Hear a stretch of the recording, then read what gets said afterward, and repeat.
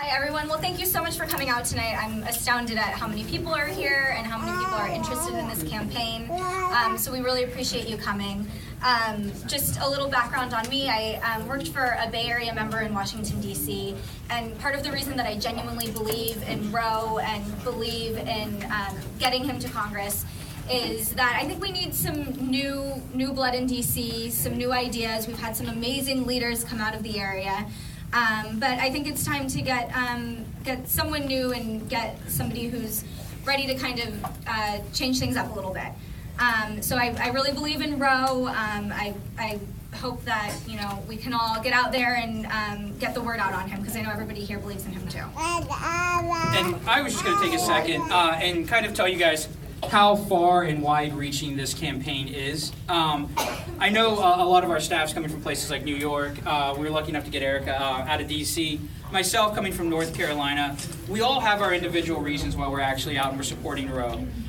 Whether it be the focus on STEM education, to so many other things. I mean, down to just actually trying to tackle some of the traffic and congestion. I love the breadth to this platform, but myself personally, it's not just the fact that I actually am very excited for someone to really focus on restructuring student debt, which is something that's very important to me, but also what made me get up and leave my home state and come out to California to make sure that we can get Roe in office is because of the change that this campaign is going to bring. One thing super important to me is the fact that we're not taking PAC money. This is an entirely grassroots-driven campaign. And that's something that I hope everyone in here knows how special that is. That's not something that you're seeing in not only other congressional races throughout the country, but in any race really anymore. This is something that we're taking a stand on. And this campaign hopefully will not only get Roe in office so that we can kind of plant a seed and grow further change in Congress and finally get things moving again, but also set the model and show other candidates across the country that this can be done. You can challenge an incumbent. You can make change happen by coming together. So again, I just wanted to welcome everyone and say thank you. Thank you for the support for the campaign. Thank you for being out tonight. And we'll go ahead and get to some great introductions and get some people out here. Here we go. I got a new slogan for you. Feel the Roe. Feel the Roe.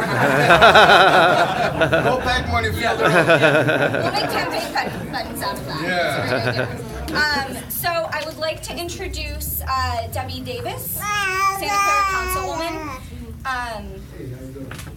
Oh, there she is. I'm sorry, I was in the back. I'm going to give you a lot of time to get back here. Yeah. I'm sorry, I had to put down my big suitcase. I want to thank all of you for coming here because the great city of Santa Clara, this is a great place for Roe to be. I even like you being in this building because you're downtown, and this is a great place for you to be. And welcome to our city, absolutely. To all you young people, this man is an inspiration to all of you. I want you to get out there and beat those doors. With grassroots, that's how you win the campaigns. You get out there, you walk, you talk. And not taking that money gives you a stronger hold and basically to get what you have done as a policymaker. You don't have to worry about somebody beholden to what you want and to get your message through. So bottom line, bro, thank you. I came here to support you, and thank you to come to my city of Santa Clara, and we'll be out there beating the drums for you, and I hope that everybody in this room takes this very seriously. He needs to be there. It is time for a change. It's 16 years of the same old, same old. It's time to get up there, people, and speak your word. Knock on the doors, convince everybody. If you could bring in 5 people, get them to the polls. I know, AJ, you're going to do your best, aren't you, sweetheart? Thank you. Okay, so let's hear it for Khanna.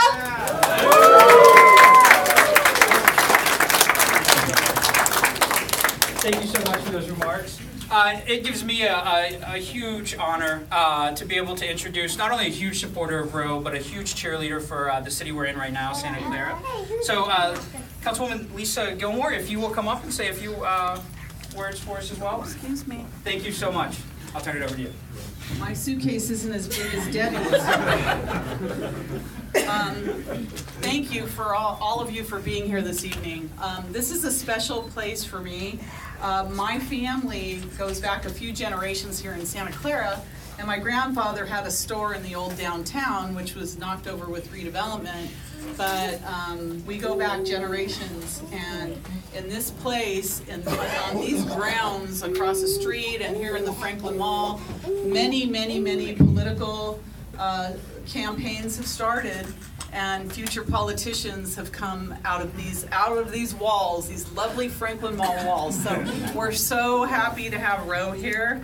We're going to take credit for you, Ro, when you win, that it was here in the beautiful Franklin Mall in Santa Clara that sprung the most wonderful congressman of all time. So we're going to do that. I'm really happy and excited. Probably a lot of you have read that we have some issues going on in Santa Clara right now. And they really stem around integrity, honesty, openness, and transparency in government. And I think that I know Councilwoman Davis and I have been fighting really hard for those kinds of things. And we see these qualities in Ro. I mean, they're so evident that he's the unpolitician politician. He's a straight talker, a straight shooter, and someone that we believe we can trust and stand behind and say that he's the one for us.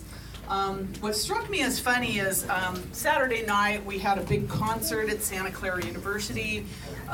Huey Lewis and the News played, and the city sponsored it. Debbie and I enjoyed ourselves. We danced all night.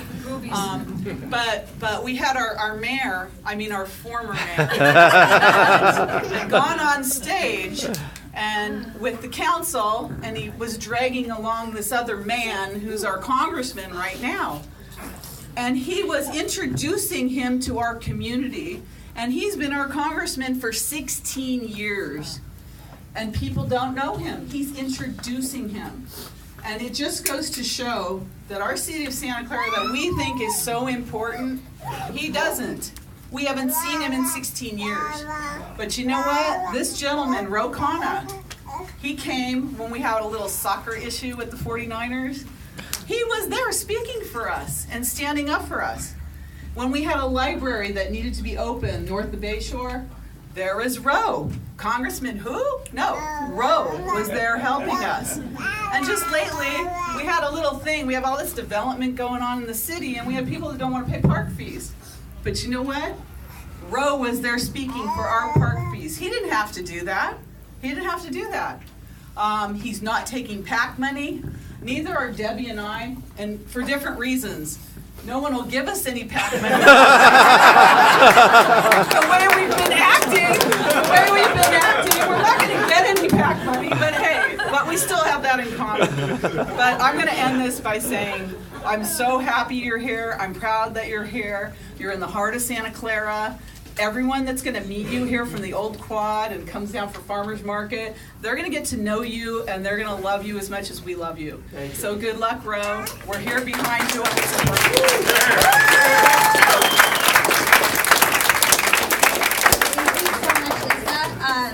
And finally, I want to introduce Ro's wife, Ritu.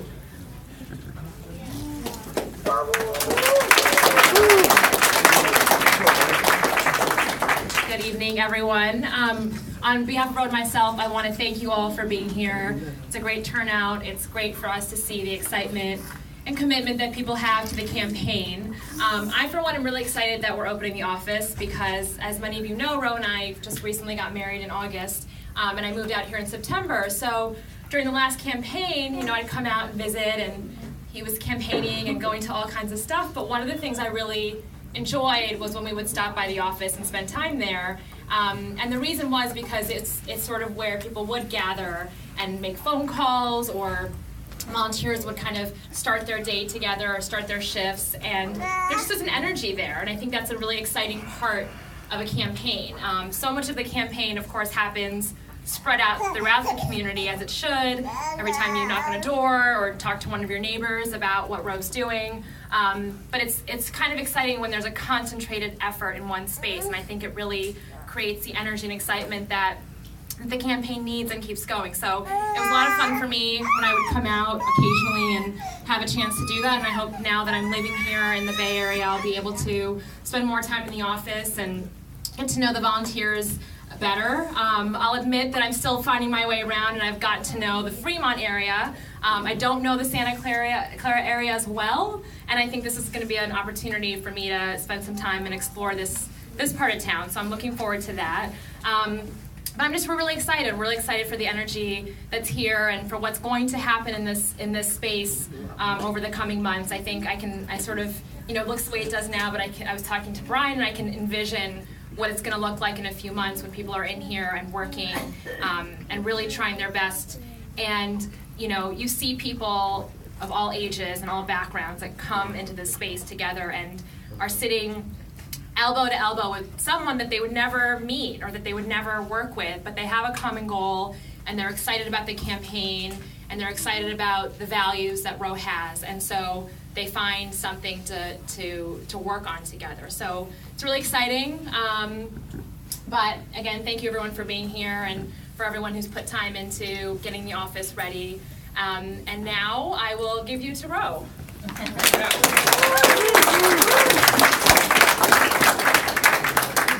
Thank you.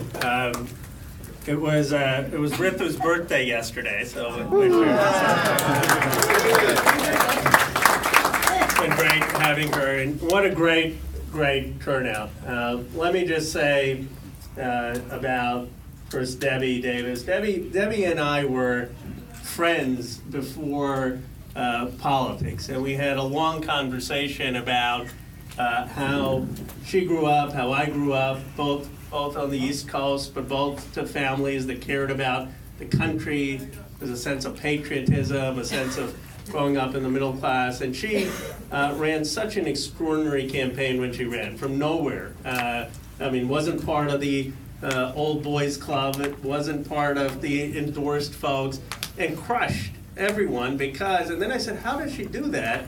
And I realized that, well, she's quietly volunteering in every part of the community, not putting her name out there, not actually going and doing the work. And it made me realize that voters in Santa Clara are very smart to elect someone like her. You're lucky to have her, and I'm excited to work with you for many years to come. Thank you, Debbie, for being here. Good luck. And I just want to make it very clear, Lisa Gilmore is someone I admire, and I know the Mercury News and some reporters are here. Let me be very, very clear. Lisa Gilmore should be the next mayor of Santa Clara.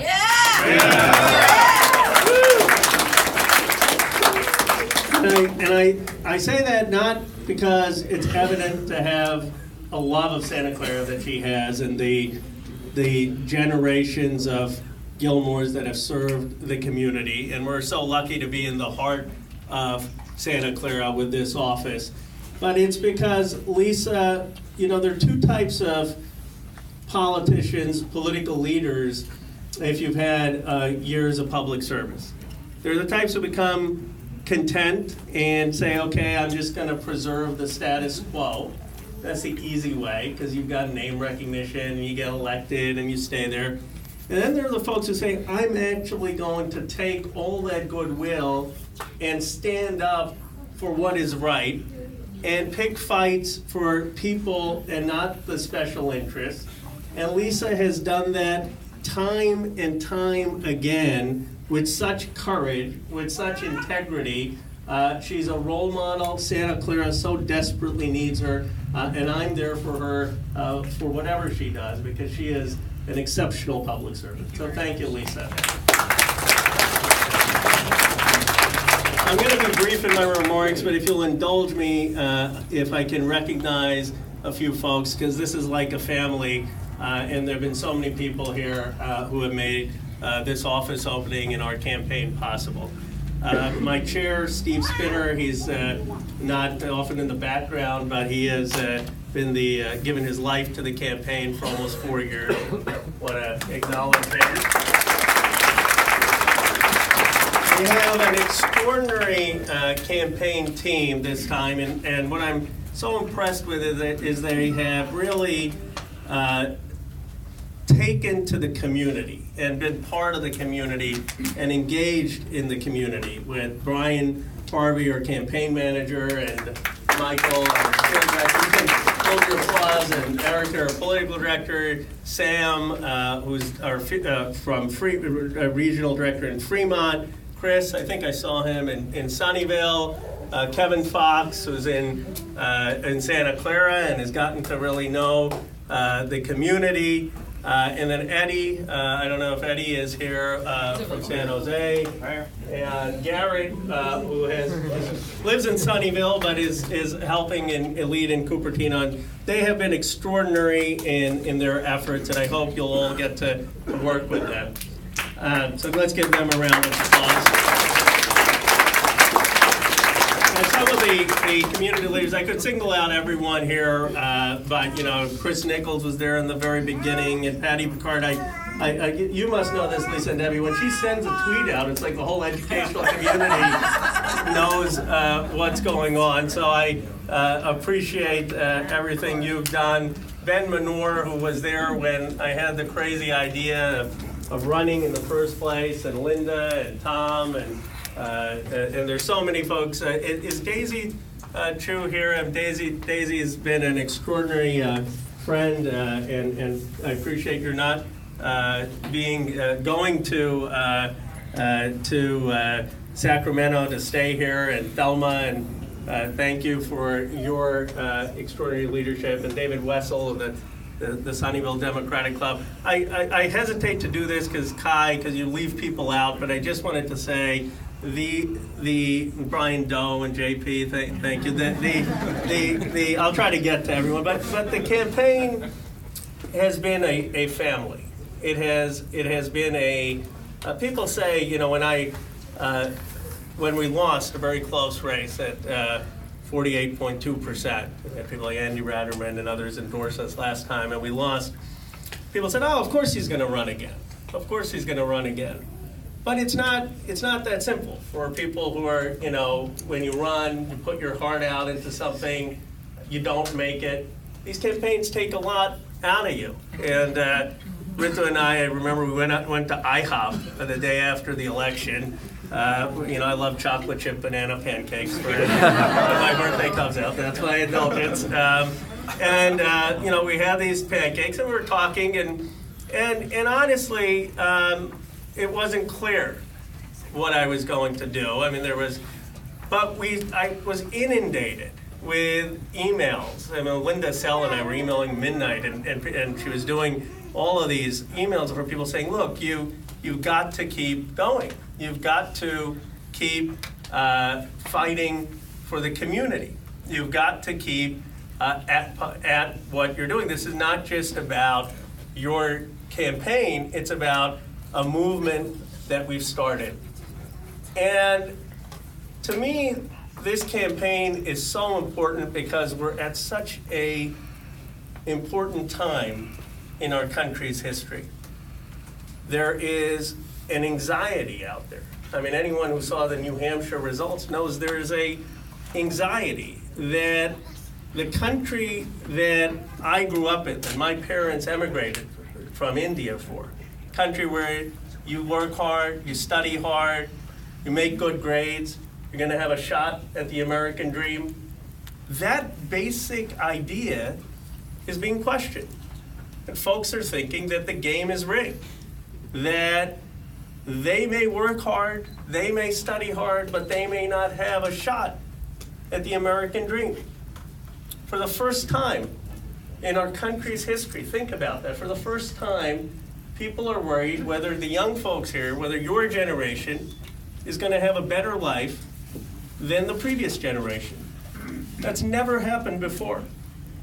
And there are two ways to deal with that anxiety. One is to appeal to people's fears, to say, middle class is struggling, people aren't getting work, let's blame people. Let's blame immigrants. Let's blame the global economy. Let's blame folks who are doing well.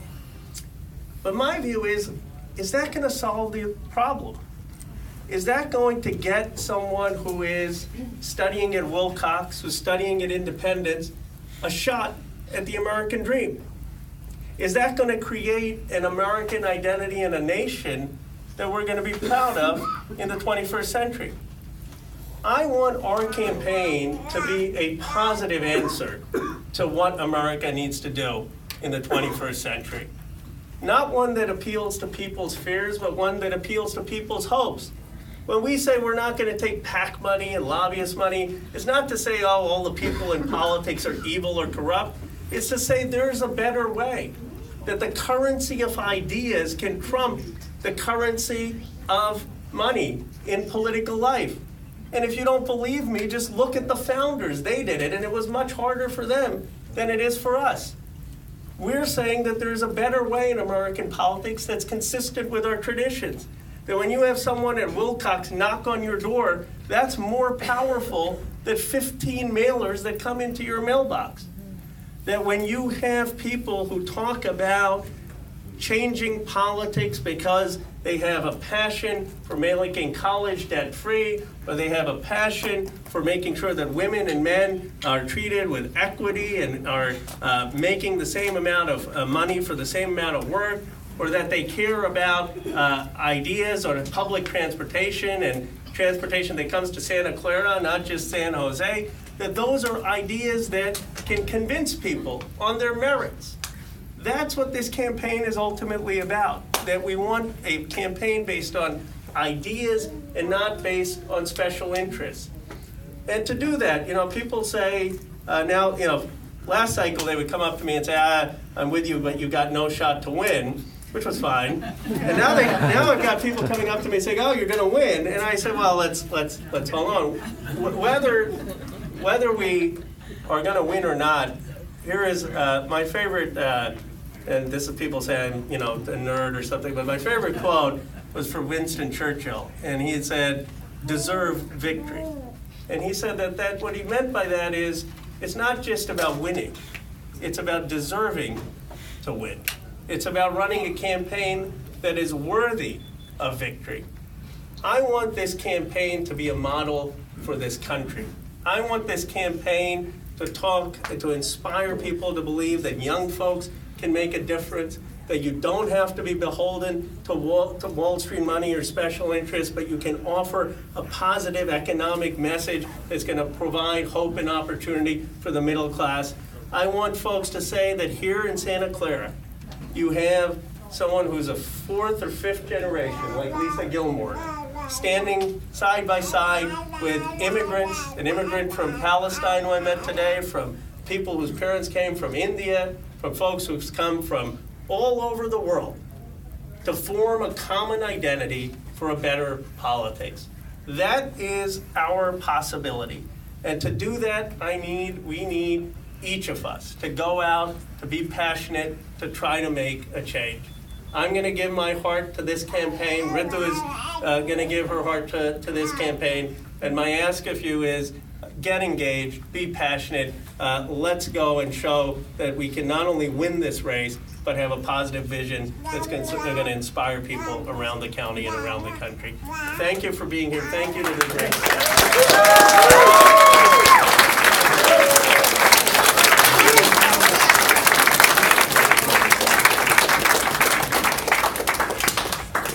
Well, there's not really any way possible to try to top that, so I'm not even going to start. But I do want everyone to hear from another supporter, a huge supporter, much like yourselves in here, and just talk a little bit about their experience and their story, why they're out today.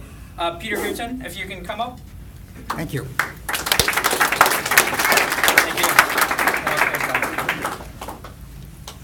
So I first volunteered when I was 15. And of course, that was like 100 years ago. And the reason I volunteer is, there's this phrase about life is all about showing up. I couldn't stand to see whatever happens to the country if I didn't try to make some change. And we talk about, we're all progressives, we're Democrats.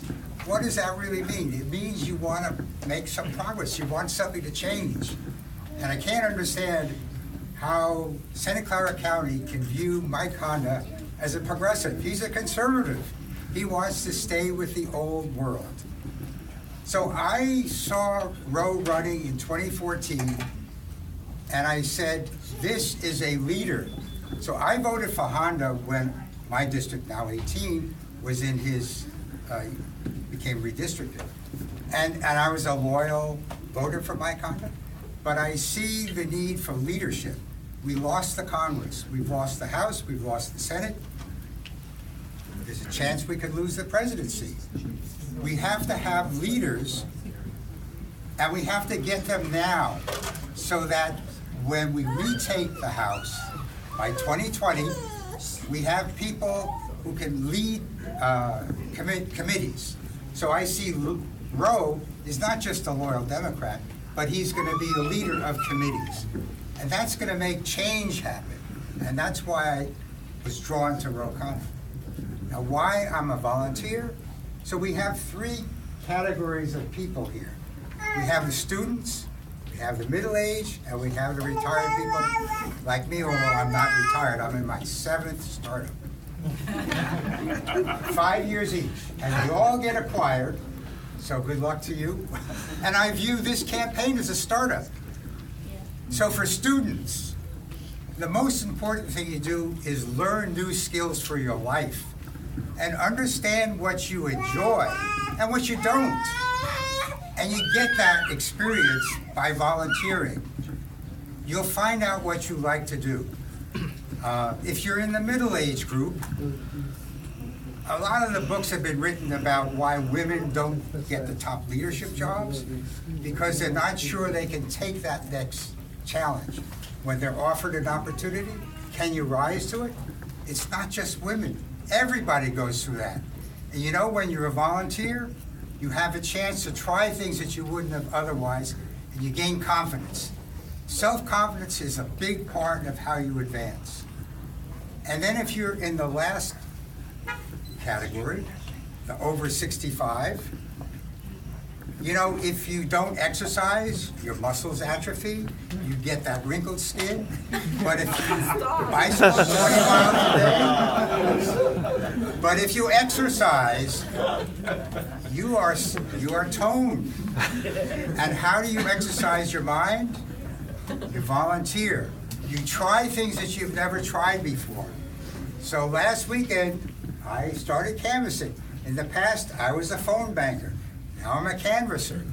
And so in an hour and a half, I got 10 signatures on the petition. Thank you. And the reason is, I wanted to learn about the people. So obviously I had traction with the 65 and over. And I wanted to find out about their life story, their family. Nobody could refuse to sign the endorsement. We need you out every night. I realized there were 10 of us out there. If you each get 10, that's 100 a night. 35 nights, you got the 3,500 signatures. You're on the ballot. Anyway, there's a big reward for being a volunteer, and it's a personal reward. Of course, you're going to drag along all your family and friends, so suddenly we're there. This could be so close. Dragging along all those people is going to make the difference, so thank you. Thank you.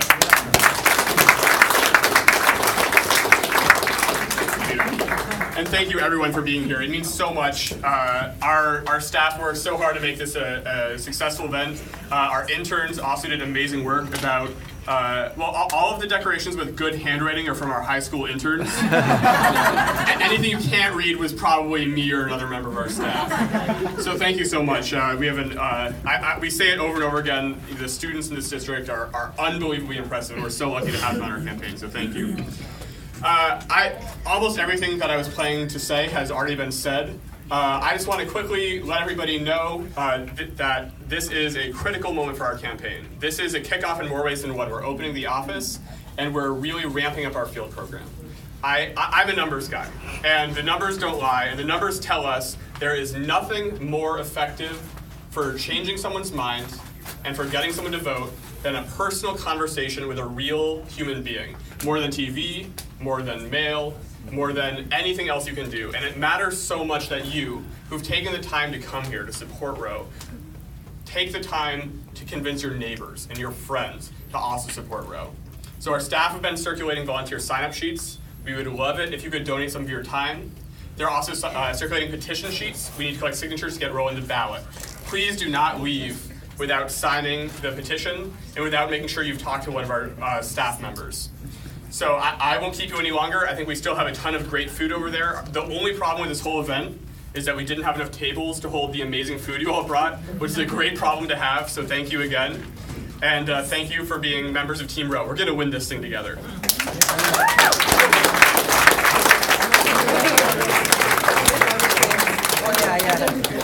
Thank you so much.